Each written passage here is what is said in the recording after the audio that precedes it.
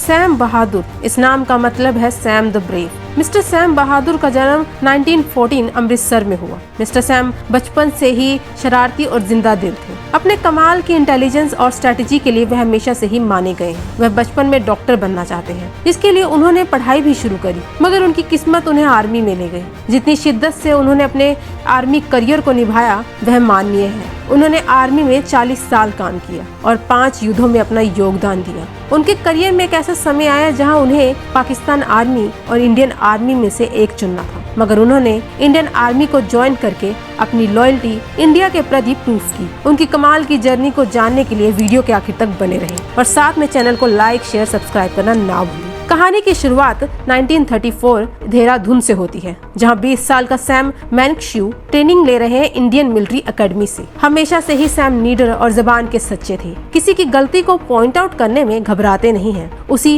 Academy में इनका junior batchmate थे टिक्का खान। उस एकेडमी से ग्रेजुएट होने के बाद उनकी posting 12th frontier force regiment Ferozepur में होती है, वो भी 2nd लेफ्टिनेंट बनकर। मिस्टर सैम हमेशा से ही अपनी स्मार्टनेस और इंटेलिजेंट के लिए जाने जाते हैं। जल्द ही फिरोजपुर में भी उन्होंने फ्रेंड्स बड़ी आसानी से बना लिए। इसी तरह किसी पार्टी के दौरान उनकी मुलाकात होती है सिलो बोडो से, जिन्हें देखते ही मिस्टर सैम उनके प्यार में पड़ जाते हैं और उन्हें अपनी बातों से इम्प्रेस कर देते हैं। इसके बाद मिस्टर सैम सिलो बोडो से शादी करके अपने रिश्ते को अगली सीढ़ी पर ले जाते हैं। जल्द ही सिलो एक बेटी को जन्म देती है, जिसका नाम शेरी होता है। 1942 में 2nd वर्ल्ड वॉर के दौरान जब जापानीज आर्मी बुर्मा पर अटैक करने वाले थे, तब मिस्टर सैम का प्रमोशन हो जाता है और वह बन जाते हैं एक्टिंग रैंक ऑफ मेजर और उन्हें बुर्मा कैंपेन भेज दिया जाता है। कुछ समय बाद सितांग ब्रिज जापानीज के कब्जे में ना चला जाए, इसलिए वह इंडियन आर्मी युद्ध के लिए पहुंचती है। तब सैम सबको यही एडवाइस देते हैं कि घायलों और शहीदों को तब तक वापस नहीं लाया जाएगा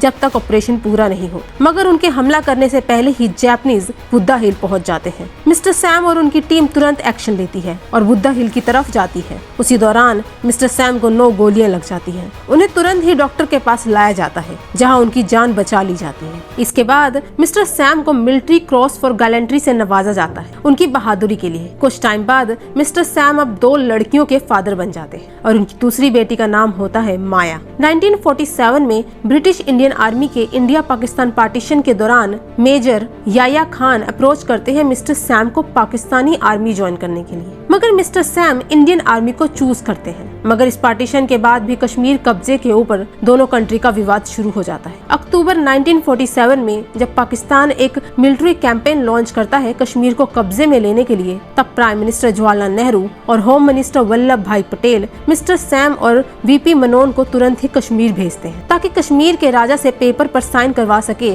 कि अब कश्मीर इंडिया का हिस्सा है। अपनी स्मार्टनेस और स्ट्रेटेजी से इंडिया पाकिस्तान को हरा देती है और कश्मीर को पाकिस्तान से सिक्योर कर लेती है। इसके बाद मिस्टर सैम को काफी प्रेज और प्रमोशन मिलता है। कहानी 1959 में पहुंच जाती है, जहां मिस्टर सैम अब मेजर जनरल और कमांडेंट हैं defence service staff college Willingdon की। उसी दौरान डिफेंस मिनिस्टर वीके कृष्ण मनोन और lieutenant general bridge Mohan Lal इल्जाम लगाते हैं मिस्टर सैम पर एंटी नेशनल होने का, मगर यह इल्जाम बाद में झूठे साबित हो जाते हैं। मिस्टर सैम का जो प्रमोशन रुका पड़ा था, उन्हें सम्मान सहित प्रमोट कर दिया जाता है। 1962 में सीनो इंडियन वॉर के दौरान जब इंडियन आर्मी चाइना से हार जाती है, तब मिस्टर कोल रिजाइन कर देते हैं और नेहरू वीके कृष्णन मनोन को उनकी कुर्सी से हटा देते हैं। तब इंदिरा गांधी के कहने पर मिस्टर नेहरू मिस्टर सैम को लेफ्टिनेंट जनरल बनाकर उन्हें तेजपुर भेज देते हैं। मिस्टर सैम अपने ट्रूप्स को फिर से नॉर्थ ईस्ट के फ्रंट में ला पाते हैं। तभी 1964 में मिस्टर नेहरू की सडन डेथ हो जाती है, जिसमें पूरा देश गम में डूब जाता है। इसके 2 साल बाद